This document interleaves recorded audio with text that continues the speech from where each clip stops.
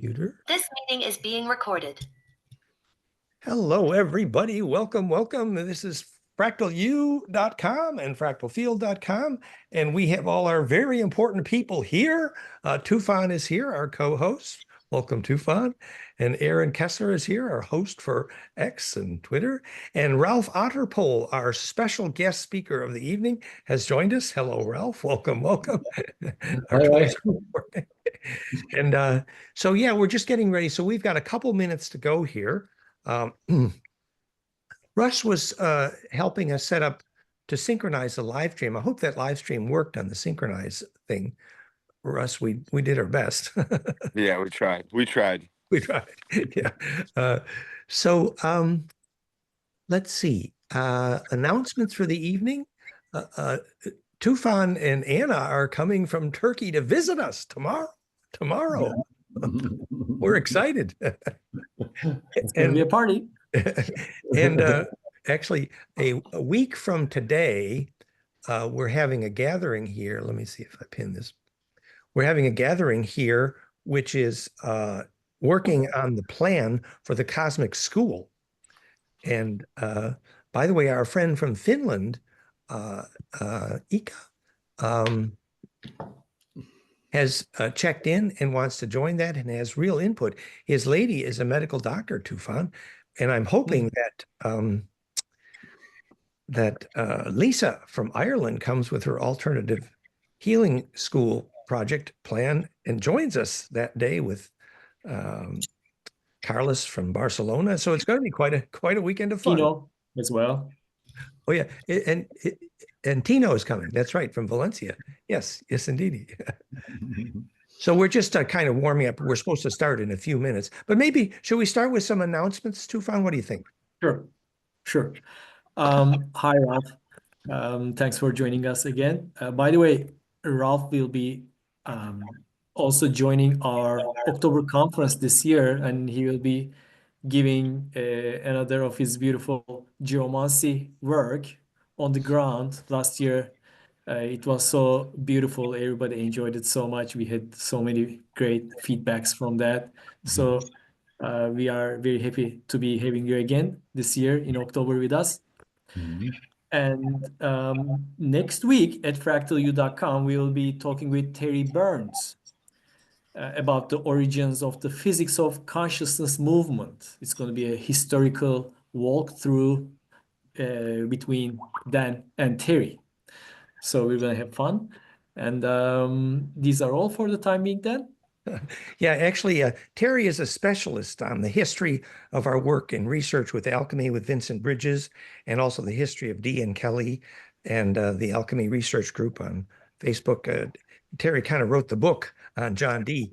And so when Vincent Bridges and I were starting all that work in the States originally, our interactions with all those colorful characters, Puharich and Dan Chesbrough, we have stories to tell. So yeah, next Sunday is going to be a walk down memory lane of the physics of consciousness movement, all the VIPs and the fun story with Terry is actually one of those historians who actually does dates.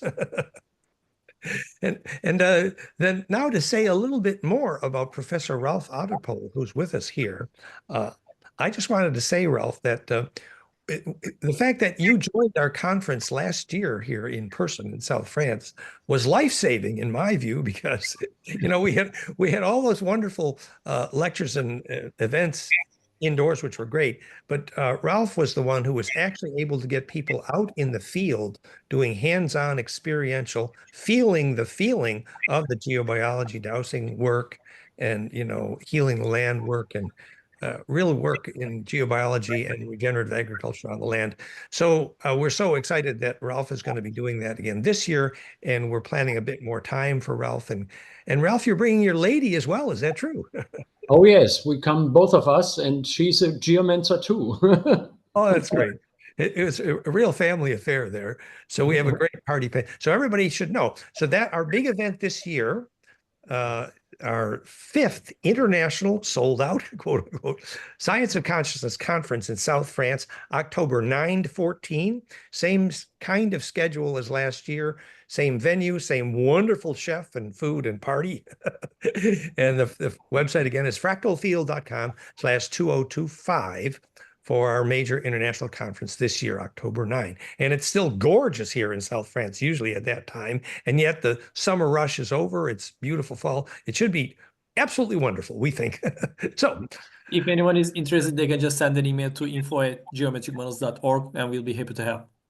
So Tufan is coordinating organization. I'm getting way too old and crotchety to do all the organizing. No, but Tufan is very organized. He's the organizer because he's organized.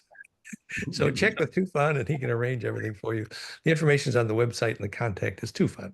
So on that note, with our announcements over, Professor Ralph's subject tonight is regenerative agriculture and Ralf? Yeah, we'll talk about the etheric hygiene on the level of the land, but also in houses and also for ourselves. So it's the same things we need to do in all these fields, and the methods are similar. And I will talk about the fundamental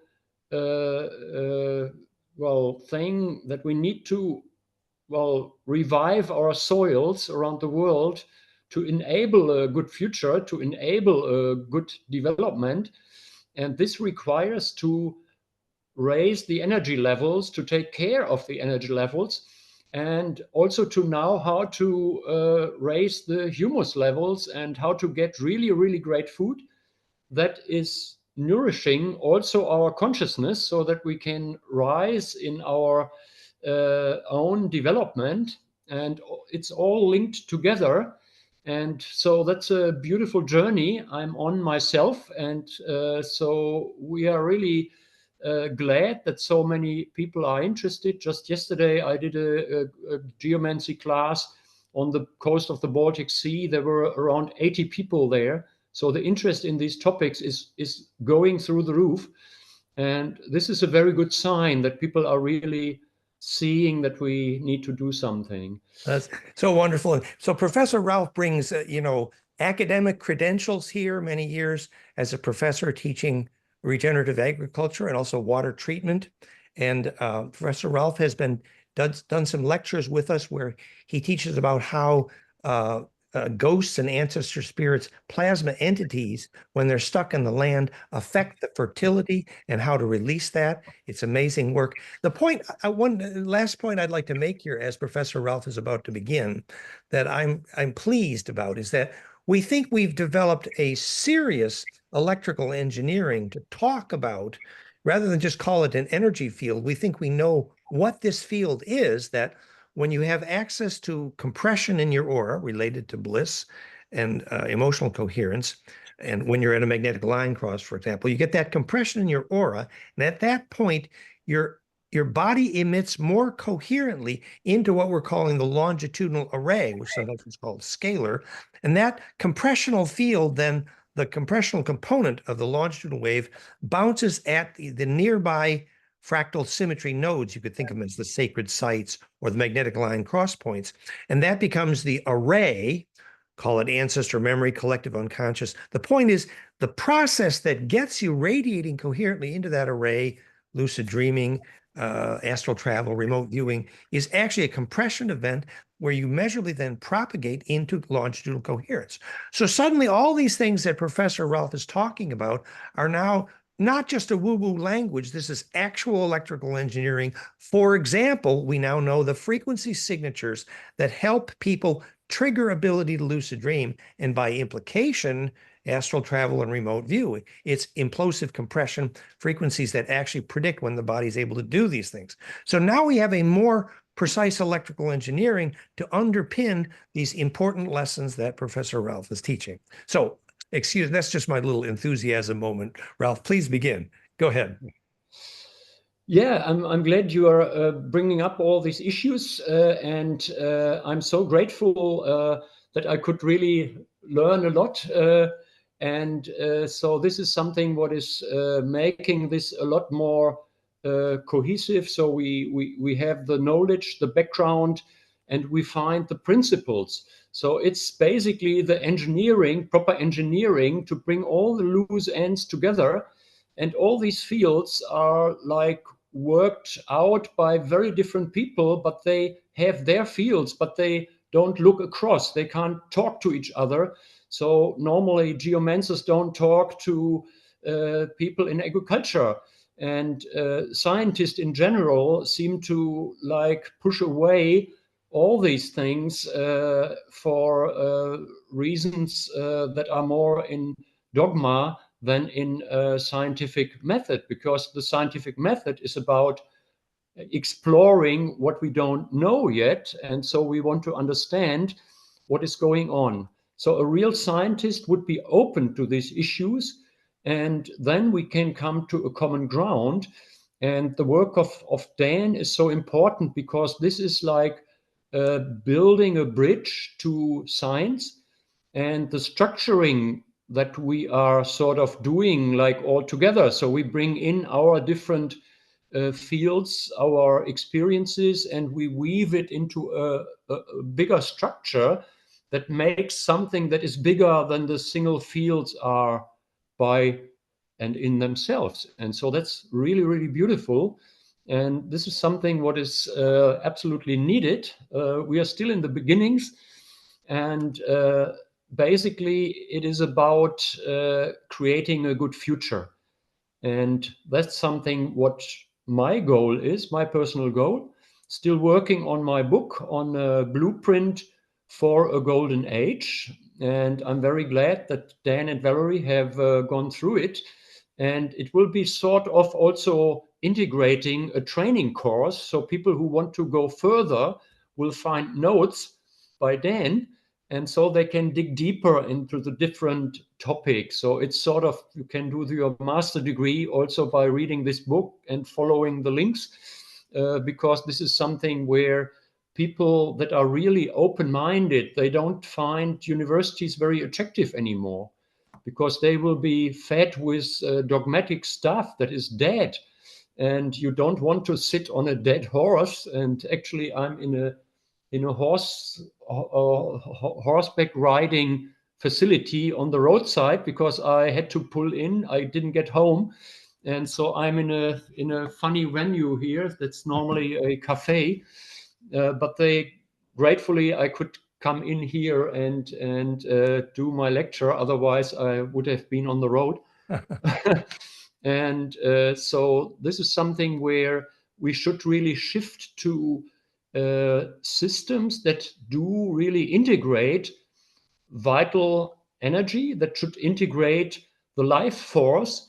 And life force, as we all know, is the most precious resource in the universe, probably. So at least on this planet, because this makes us alive, and we can be growing in our consciousness. And if our vital energy level is low, we get stuck, we get depressed, and children cannot develop in an environment where the energy is low, and they will tend to go to be more violent and so on.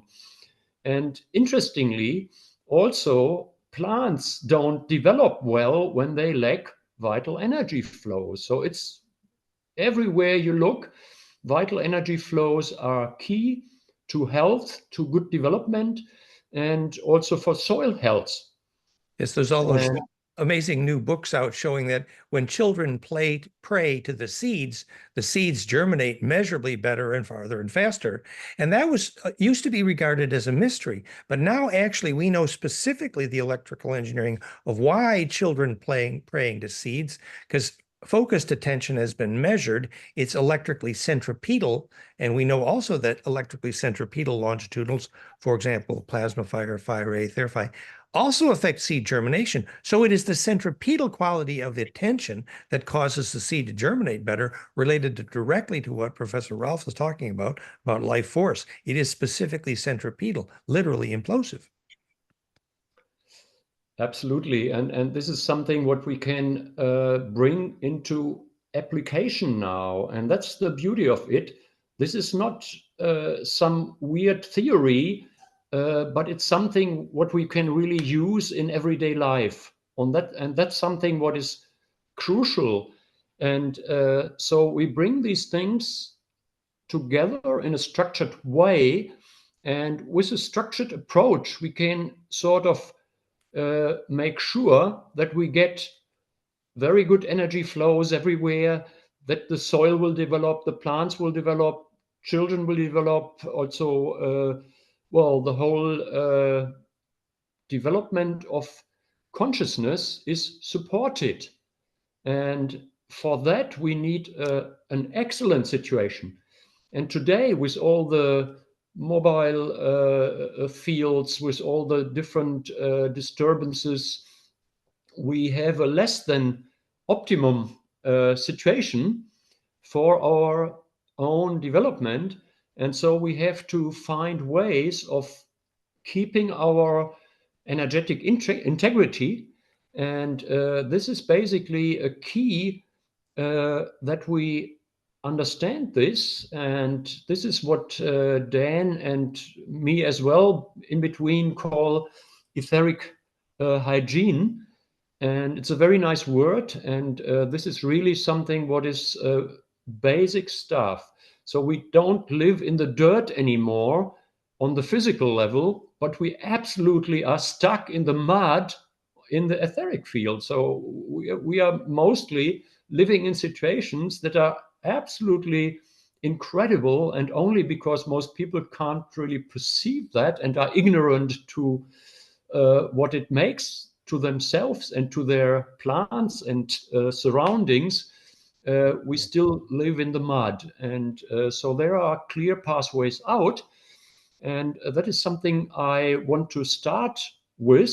So to say, how can we get out of the mud? Is that okay? Yeah. Yes, we've been saying, the word heaven actually means charge distribution efficiency, or fractality, which is our array. And so everything that affects perfected distribution, which would be electrosmog or metal and steel, things that prevent charge from distributing perfectly in a rose-like fractal, everything that prevents that actually prevents consciousness and growth. And the more we become aware of that, we actually know how to make sacred space and fertile space based on. Sorry to cut you off. Just a small note. There's a participant in the group called Hacker. If you want to remove that, just a small note. That's Russ. Russ just said that's him. Sorry. So no worries there. Fine. It's a funny name. Yeah, but I would say a few words about the methods that I have developed to take care of etheric hygiene for our bodies, for our houses, and for our fields. And as I said, it's the same basic principles because we have the correct structures. And so this is something where obviously we have to take care of the body itself. So it needs to be well nourished with high nutrient density in the food. And one of the most important instruments in this field is the refractometer. And it's the most simple instrument, costs near nothing. And you put some drop of plant sap onto this machine. It's not even a machine. And then you look through it into a bright light, into the sunlight. And then you can see right away if this plant is high in nutrient density, because that correlates 100% with the sugar content. And we like to compare the leaf sap. So we squeeze the leaf of the vegetable we want to eat, and then we can check, okay, is this high or low? And it's basically just sugar content. So if you get your refractometer, make sure sugar content in percent, 0 to 20% or 0 to 35%. And then you can go to your favorite organic shop and show them which vegetables are really nourishing us in a way that our consciousness can develop. It's known since 100 years that low quality food disables our spiritual development, it disables our brain functions. And this is the most basic thing. And what we see almost around the world is a decline in the food quality. And this means that people are losing their brain capacity. At least they lose their brilliance. And we get less and less brilliant people in many countries of the world today. So, and even I'm ashamed to say, Germany is leading in the decline in intellectual capacity by far. It's a dramatic drop. And I'm pretty sure that the lousy food, people buy more and more prepared food, industrial food, that the loss of food quality is a major reason besides lousy schools and all the other things. And that's not acceptable. And this is the tool to check if we get good food. And it must be fresh to have the vital energy. Now we enter the realm of the etheric, because it's not only the nutrient density, but at the same time, we need a high level of the biophotons that are measurable. You can measure them. So a fresh plant, if you cut a leaf and put it into a dark chamber, it emits light. And this light is vanishing after a few hours. So the food we eat is mostly more than a few hours out of the ground, and it is not having the life force that we like. So it's good to eat from your garden and to have like fresh food that is going directly to your table. And so that's also part of the development. And Just so a short story, Ralph, just to add to that, for years we worked in the biophoton lab with Fritz Pop there in Netherlands, but we were developing a parallel technique, the flameinmind.com/life force measurement, the parallel is interesting. When we measure a tomato or an egg for freshness, we were measuring its ability to organize its weak electric or capacitive field. And when its electric field was organized, you could measure the frequency signature, which obviously would be a Schumann implosion kind of thing. So whether you're because measuring for photon emissions also is a little bit difficult. Of course, measuring the capacitance of a fresh egg, we found out that it's very hard to do that unless there's no electrosmog in the building. But the point was that the life force that Ralph is referring to is literally that egg or that tomato is imploding and radiating a coherent field. And that is the food. That's the point, that implosive force. Absolutely. And I have met Professor Pop. He's not among us any longer, but at the time where he was working, he was a great man. He worked from his heart. So this was not some man who just did something without being involved. He really loved to help that the life force in people is increased, that we eat better food. And I'm really grateful for him. And it's also great, Dan, that you developed something that is leading in the same direction. It's besides measuring the nutrient density, this is one of the crucial factors. And this leads to decentralization. We need decentralization because it doesn't make sense to get food from around the world that is long dead. And it's necessary to develop good food sources in our environment, in near the place we live, maybe in our own gardens, and have the connection to nature with this. And that's part of my vision for a future that I describe in my blueprint book, what will be ready soon with like all the commands from the last conference. And so that's something where we have a plan. And looking at the quality, the food density, means at the same time, if the nutrient density is high, the Brix value is high, this is really good soil. So this is only possible in living soil. And now, living soil as a prerequisite requires that we don't dig all the time, that we bring in a good biology, that we have the soil fungi in place. And the soil fungi are absolutely crucial. And this is something where I have an interesting story about the mycorrhiza fungi. And I met people in Switzerland who specialized on this, inoculating trees and plants with these mycorrhizal fungi. And as you may know, there is something that is called the die-off of olive trees in the Mediterranean region, what is considered a big tragedy. And I can assure you there is no die-off of trees, but there is a lot of dead soil that trees can't bear. So the trees die because of bad soil. And so the way out of that is very simple. You inoculate these olive trees with the specific mycorrhizal fungi. They are very specific. There are hundreds or even thousands, and you must pick completely the right one. And these guys from Switzerland did exactly that in a huge farm that was losing their trees, basically. And so the trees recovered after they did this.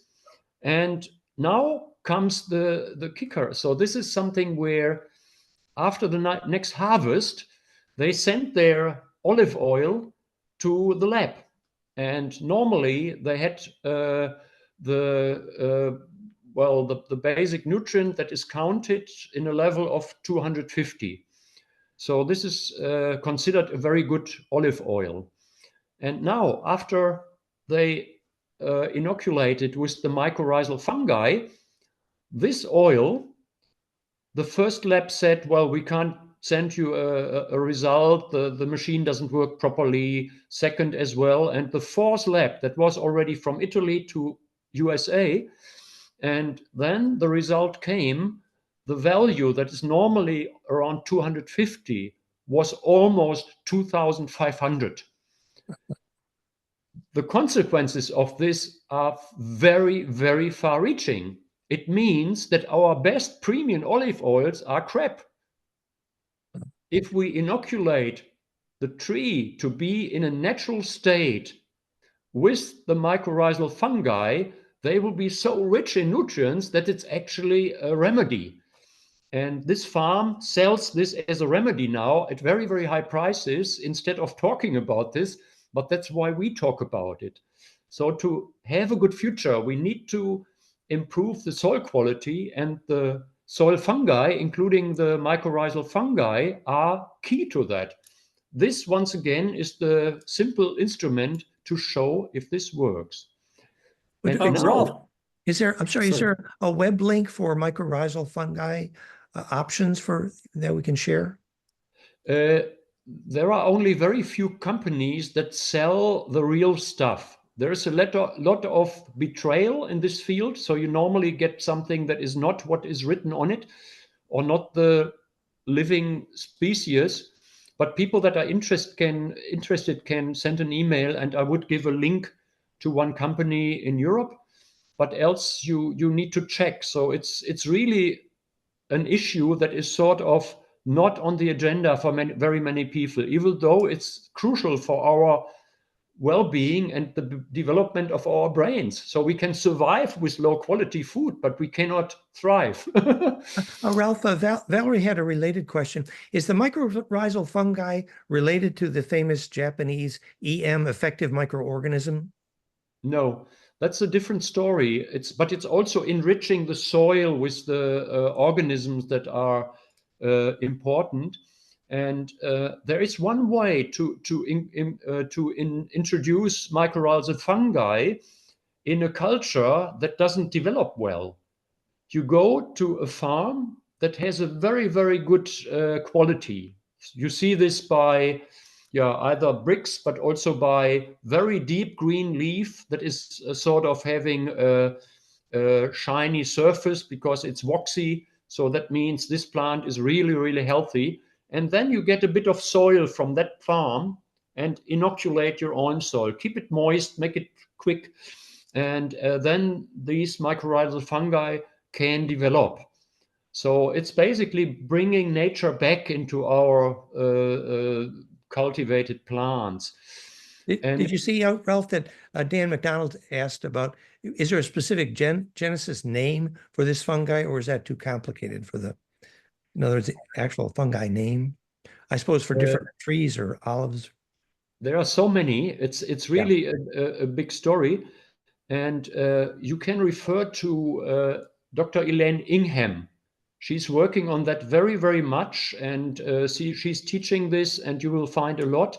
And also, if you research mycorrhizal fungi, you will find a lot of information. But the commercial stuff is often unreal. So you don't find a lot of really, really good stuff that is really very specific. So going to nature and looking where you have the good soil with this same plant, it's very specific. You will. This Dr. Elaine Ingham, is it Ingham? Where is Yes. she located? Where is she? She's in the US, and Yeah, she's world famous. You will find her in Soil Food Web. Soil Food Web, Dr. probably Elaine .org or .com, I don't know. Soil But Food Web. Yeah, Great. Soil Food Web, and she's great. And so with enriching the soil, we have the chance to get to a very, very good food, and also to find a way of like improving our own health and our development. Yeah, that's the one that is in the chat now. Thank you. And thank you, Anna. Yeah, and now there is a really, really amazing thing, and that was like hitting me absolutely incredibly. This is that if you do everything right in the fields, you put in the fungi, the proper fungi, you do your compost teas, also like Elaine Ingham is world class in that. And you take care for your plants, and you don't plow deep anymore. You bring in the green manure and all that. Everything that you do is correct, but still your crops don't thrive. And we find that. I talked to many farmers, and I had this situation, and I take this as an example. It's a very interesting story. We have one farm in southern Germany that works in a regenerative way since around 30 years. So the soil is absolutely great. So this is Dietmar Rapp, great man. He loves life, and he is really radiating what he does. And what is part of high energy also in the fields, of course. And we did a conference there with him, and I was approached by a neighboring farmer, and he told me, well, what is this? I do all the same stuff like Dietmar, and with my farm, it doesn't really develop well. So what can I do? And of course, it's the energetics then. That's my experience. And I don't know this since a long time, even though I'm a geomancer since a very long time. But only now I understand that we need to have a high level of vital energy in the fields in order to have the crops developing. And as more and more energy, vital energy, is stolen today, so the situation is dramatic, we need to stop the theft in order to thrive. And this is one of my messages. And now in this farm, the next day, I went there and we checked what is the problem here, why the energy was really low. I measured this. And then I ask, and that's part of the methods now. I don't check everything, but I ask, what is the main reason that the energy is so low in this field? And then you find something where you can really do something in a simple way. If you check everything, you are lost because there's so many factors and so many levels. But checking what is the main reason for the low energy in this field. And then I check, is this parasitic entities? Is this the ghosts of deceased people? Is this dark angels? Is this synthetic life forms? So there's a limited number of options here. So in this case, I checked what is the main reason, and I found, well, the ghosts of deceased people. And then I asked my friend there, and he said, oh, on this hill, the gallows was here for a very long time. So people were getting hung there. That seems to be the most traumatic way of death that is possible, because these people are so traumatized that it's very hard to get them out there. But it's possible. And so we went there, and it felt horrible. And then I asked entities from the source of this universe to help. So they come in, they give a hand to the deceased ones that want to be released. And with a bit of explanation, then I asked these entities to lead them further to their own pathway, and so that they can find their own further way. And this is like releasing stuck ghosts. That's one of the big tasks of our generation now, because it was ignored so long that there is nearly an overload of stuck souls, even from hundreds of years back, because so few people have taken care so far. But now it's getting better because more and more people look at that. Then we released these deceased ones that were like dying on this gallows. And with that, the energy level was rising. And now I'm sure that on this farm, the plants will grow better, and that will be measurably better.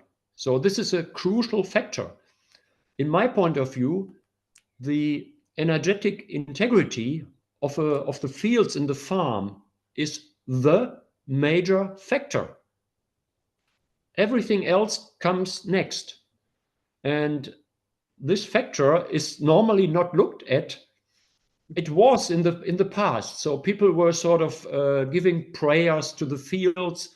And with this, that was something where stuck ghosts could be released with the prayers and things like that. So that was something what was common until around 150 years back, when this was all pushed aside by materialistic thinking. And that is, It's true used to be dominant, but now, like, we get to a new worldview that we built all together, don't we? And you know, religions, they went through the fields, blessing the fields. That was normal in those days. But now that, you know, as an electrical engineer, we can understand a lot better, you know, the famous story that when a Tibetan saint dies, you see rainbows. It's documented. We know why, because the saint added centripetal force to the magnetic line, which is why rainbows exist, actually. And Aboriginals all knew that the ancestors inhabit the song lines. Well, we now know what that means electrically. It means perfected distribution, where the song line is singing, versus charge isolation, where the ghost is angry and stuck. And charge isolation is the opposite of fertility and the opposite of heaven, actually. So the electrical engineering fits the story. Yeah, absolutely.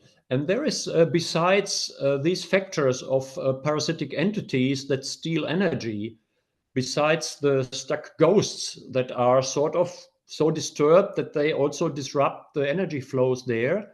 And besides that, we need to look at the ley lines, the flows of energy in the fields, and see if there are disturbances. And there we are having a lot of disturbances with railway lines, with construction, road construction, and very commonly today, you may know or not, that our government in Germany is sort of leading us on a path of self-destruction, and part of this self-destruction is to build wind energy units almost everywhere. They want to fill every last piece of nature. They are cutting down old forests for that. So there is really parasitic entities behind them that are leading them to the way of how to suck energy. You plant these units near a ley line, and then they can suck energy from that. So it's people need to realize that the steel in the wind generator, the metal in the railway line, and when they put these big roads in, they're not aware that they're cutting the Earth's key magnetic line, which is like a bloodstream, an artery. So we can understand the physics so much better now. Ralf, Russ is just asking, can you say a little bit more about how the stuck souls were released? Is that possible, or? Absolutely, yes. Of course, there are many different ways. So it's just my way of doing it. I have learned to get away from all systems that have been developed. So I don't address like Archangel Michael or like entities that are like in our knowledge base, so to say. I have learned that our strength is in the center of our hearts. With our hearts, we are connected to the source of this universe, and we are part of it, and that's beautiful. So that's home. Right. But was there like an actual sequence or an algorithm that you were using to raise that vibration and get that heart coherence to open the portal for these beings to go? Yeah, I'll say how I do it. So this is something I address the source of this universe as being part of it. So that's my admission, so to say. With the power of my connection to the source of this universe, I ask appropriate entities to come here to help release these ghosts of the deceased people. And then I sense that these entities come in. And then I say, you to the deceased ones, you deceased ones, you are dead since a long time. Many don't know it. You are dead since quite a while. Now there is your chance to be led on to find your own way, to release everything you need to release. And then I tell them, if you want to take this help, and by the way, the chance may not come for a very long time again. And those that want to take this chance, take the hands of these entities that are helping you. And so then I see that there is sort of, they take the hands. And then I say, and now you are led on, go on your own pathway, go now and go with love. And then you can feel that these entities are leaving. And if I'm with groups of people, there is sort of it's a big relief. Before that, you don't realize that this region is stressed. But when it's released, it's like you have noise, always noise. Somebody switches off and it's so quiet. And so you're making the mediatory work, like the bridge between the two. It's just, being a mediator for that. And in a similar way, I work with parasitic entities and dark angels. I also ask the specific entities to come and help to bring these parasitic entities into a cloud of angels where they will be worked through and can also find release, can be released as well. But they have to face their theft. So they are stealing energy, what is absolutely not okay. They don't have their own energy. They live from stealing other energy, just like the parasites in the physical level. And they interact, by the way. And so then I tell them, take these parasitic entities, put them into this cloud of angels to be worked through, and also to find their release if they're ready, and do this now. So sometimes you really have to be a little bit harsh in order that this works, because some of them are so stubborn, they want to cling to stealing the energy, and this works beautifully. And this cloud of angels, this comes from the anthroposophes. So that's something what works nicely for me. And it's like facing the crimes for them, but then also the option to get free from that, because many of these entities are sort of tricked into that, or they did something wrong and they don't get out of that. And so that's a method that we can use for the fields, for ourselves, for our flats. And it's always the same. We ask for the right entities. Please come in and help. And the difference is, like with stuck ghosts, we address those and make it in a way that is appropriate to deal with dignity with these deceased ones.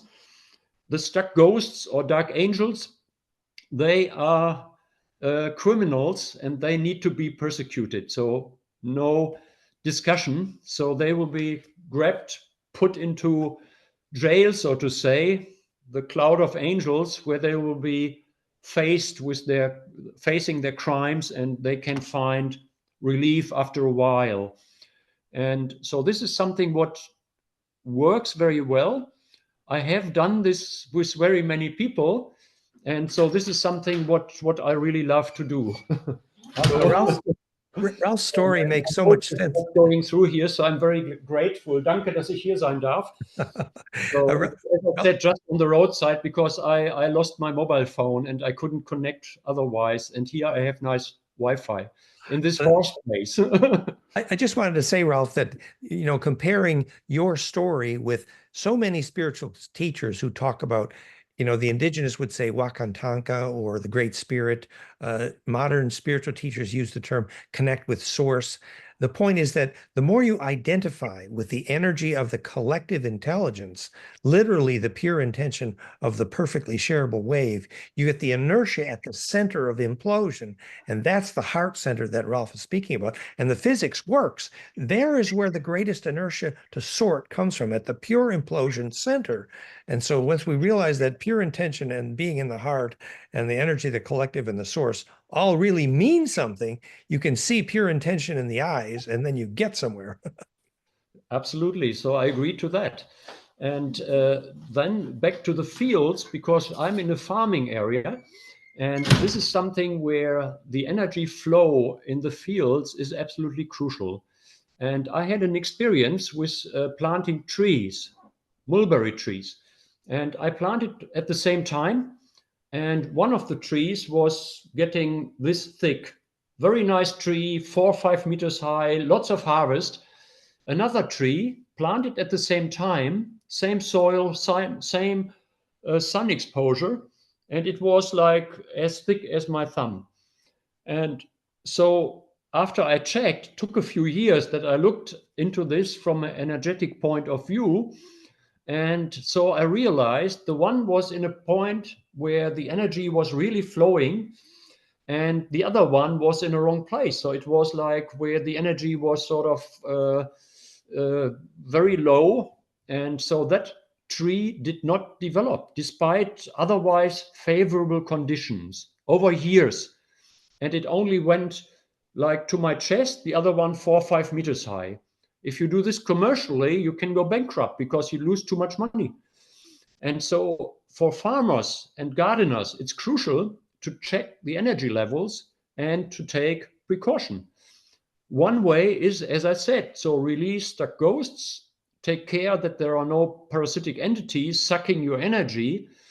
And the other issue is that I place my plants in a proper way so that they are in a place that has a good energy.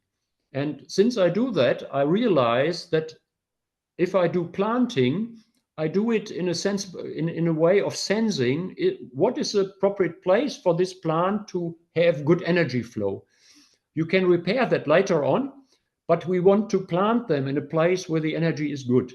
So ideally, the field will be of high energy, but with single plants or trees, it's good to check if this place has the good energy for this plant to develop. And so I do this now, and it's sometimes just 5 centimeters, few inches to the right or to the left. And this place feels, wow, this is a great place for it. But besides, it's sort of sucking energy, the plant wouldn't develop.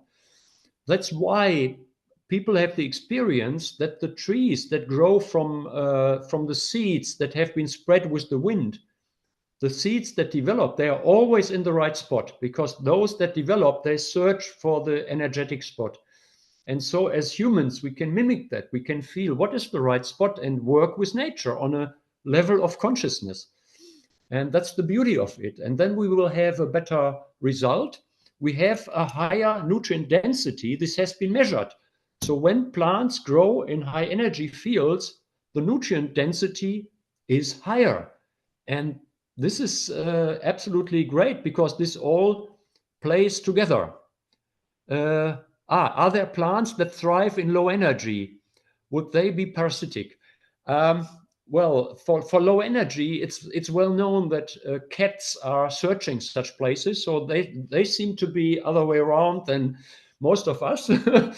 But for plants, I wouldn't know. So what really thrives is snails and pests and so on. So where there is low energy, nature's way of eliminating those plants that grow in the wrong place is sending like slugs and pests and so on. So we think, okay, nature is harming us, but no, they want to take care that we don't get low energy plants, and that we realize to plant in the proper place.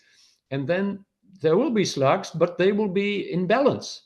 I've experienced this. Last year we had a lot in Germany.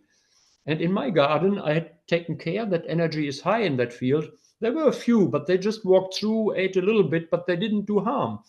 So once again, it's the harmony in all of it that makes things develop. And so that's a general rule as I see it. And that's beautiful, because now we have a pathway. So taking care for etheric hygiene everywhere, making sure that we ourselves are good. We don't have stuck ghosts in our field. We don't have parasitic entities in our fields. That our fields are high in energy, our flats are high in energy. And once again, looking at what happens if we don't do that, then people get depressed, they get ill, they can't do what they came here to do. And these people are missing on the front lines of like developing a good future, because they fall back and like they look into their illnesses and they meet with others to talk about their illnesses. We all know these circles, and it's not a nice place to be. And so everybody is invited to join in, to take care of like the energy flows, take the responsibility for ourselves, for our environment. And it's a task that is ongoing. It's not fixing it and then it's good forever, but people in the region need to learn to have a feeling for the energetic integrity of the field. Professor And- Ralf, would you describe that process of finding the right spot for a plant or a tree similar to actually dousing 4 magnetic lines and making a magnetic map, for example? You can perfectly use divining rods to do that, but you can also learn to sense this. So we can easily feel with the question in our mind, where is the right spot for this kale? And so then you go over it and you feel exactly, here, and you plant it there. So that's the way to do it with some experience. But to begin with, we can use dowsing rods or use a pendulum or whatever is our specific tool. I just Yeah. We wanted have to a say- question. Oh, I just want to say welcome to Aircrete, Harry and Scott Howard. Old friends are here. Glad you guys are here. Super. Go ahead, Tufan. Anna asks if there are any crucial steps to follow before and after the ritual to prepare yourself and cleanse yourself. Yeah, that's a good question, because we need to check if we are allowed to do this work in this place. Because sometimes an energetic situation has some reason, maybe for the owner to wake up to something. So we should always check, is it appropriate to the best of all? So to the like in all, is it okay in all aspects if we do release these stuck ghosts in this field, for example? For private property, we need the consent of the property owners. And so this is something what I consider a crucial preparation step. So can we do that? Normally, if we get somewhere, we are invited for specifically that. But especially for healing work with people, it's crucial to have the consent and to ask people if they are willing for like being healed from this and having entities taken out of their aura. And how is your experience with Agnihotra in terms of releasing entities from the land? Well, the Agnihotra is a very good tool, and it's done by millions and millions of people around the world, almost everywhere. And the beautiful thing is that the Agnihotra works even with people that don't have a lot of experience. So if they follow how it is done, and people that don't have a lot of knowledge of all these issues, still there is a huge energy field that is developing and that is doing healing work. And raising the energy in the fields will really make it something that is like not so easily attacked anymore. Because the good news is, once we have achieved some coherence, some energetic integrity, this is protected, because these parasitic entities, they need low energy to be able to grab something. Like a bacteria may need somebody who is really down to make an infection. So if you are healthy, energetically speaking, if we are in a high energy level, we are protected.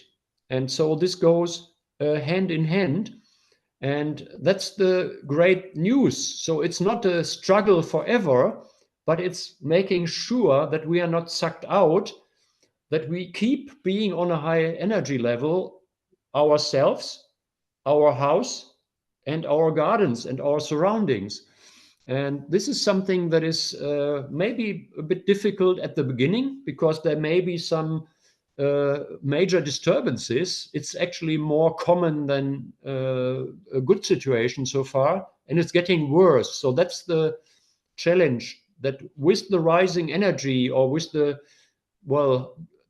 energy intensity of our planet is increasing, so are the suckers. So there are more entities stealing the energy, and they make use of our ignorance. So most people are ignorant to that. So they make use of these people, and they make use of technology to steal energy. And these entities on like top management level, they are pretty powerful. And so they have a lot of influence on people that are like creating a wind park, so wind energy, and they think to make energy, but what they really do is that they create entry points for parasitic entities to grab the energy, to suck energy out. And the internet does the same. So if we sit on the internet as we do now, we get some energy that is sucked out. And it's a good practice that I do daily, checking my energy level. And when I've spent a lot of time on the internet or my cell phone, I breath this back. I breath this energy back because it's my energy. It's not okay with me that this is stolen. So I breath my energy back to myself. And often you see, wow, it's like I have more power now. So that's also one of the things we should look at. The physics of Agnihotra does fit the story here very nicely also, that just as we've taught, that you have living plasma, the flame of the ghee and the plasma of the dung burning, and then that plasma flame is lit. Hopefully, again, as Dr. Ralf would say, we found the magnetic sacred site, and then at sunrise, sunset, which is longitudinal. So you're actually participating, embedding in the array. And obviously, if the flame in your aura is bright, maybe you don't need that flame. But the physics is instructive and it fits the story. Yeah. Yeah, very good. So let me check the time. I think we should like wrap up the story a bit. Is that right? Well, we've gone almost an hour. yes, we talked about having some questions. Ralf, why don't you tell them the title of your new book and where to get it, and a little bit about how to contact you also? Yeah. So the big book release will be on our physical conference. Those people who are interested to be proofreaders and to give feedback, write me an email, and we will put the email down below so that you can find me, and I will send you a PDF for your own research, and with also asking for your feedback. And so we want to make this something good. And there is something that I found out with making the book. I checked the book energetically. And what I do now is energetic editing. And it's so beautiful. So whenever you make a text, if you write something or you create like a storyboard for video, check how much energy does the header have? How much energy does this paragraph have? And what I found, I was absolutely stunned. I just did this like funny idea, but then I checked the title, the old title of the book, Blueprint for a Good Future. The energy was like maybe 60%. That's not enough for a title of a book. So I checked Blueprint for a Golden Age. Wow, that has a lot of my energy. Maybe you can feel that. And so I went through header by header and paragraph by paragraph. And I had quite a few chapters that were not that good, or paragraphs where the energy was not really high. And then I went into this chapter. I asked, should it be shortened? Should I cut it out? Is there something unclear? And mostly for me, because I cannot write really so that people understand it well, it was very often I made it too complicated or something where people didn't get it. And invariably, you find these places. And then I go through the text again and I check which place is this? And then I found sentences that were sort of too long or entangled. And so I changed that, checked the energy again, and wow, the energy was high. And so this is something what is absolutely great. So energetic editing or whatever, geomantic editing. And this can be used for a lot of things, not only for writing books. And so the book is now titled Blueprint for a Golden Age. And the energy is already pretty high, but I'm still working on it. And I'm grateful for the feedback also from some of the friends that are participating today, the feedback from the book, the printed one that I brought to the last conference, and I got great feedback there. And so I built this in, but it takes time. And now it's getting ready, and the release will be in October in beautiful Pyrenees in southern France near Dan's place.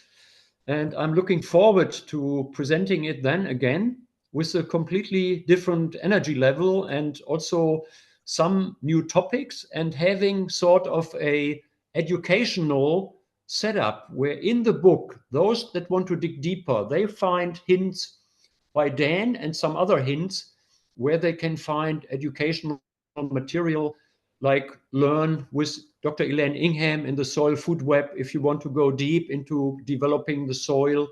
So where people can go if they don't want to be in boring university systems, because now we can rebuild this with AI, and we should stop calling AI artificial.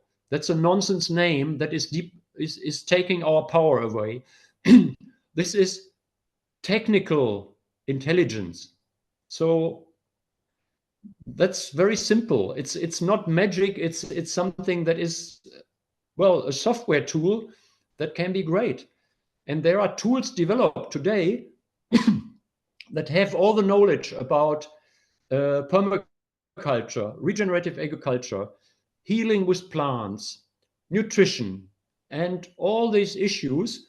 And these are tools that are open source and that can be implemented decentrally everywhere.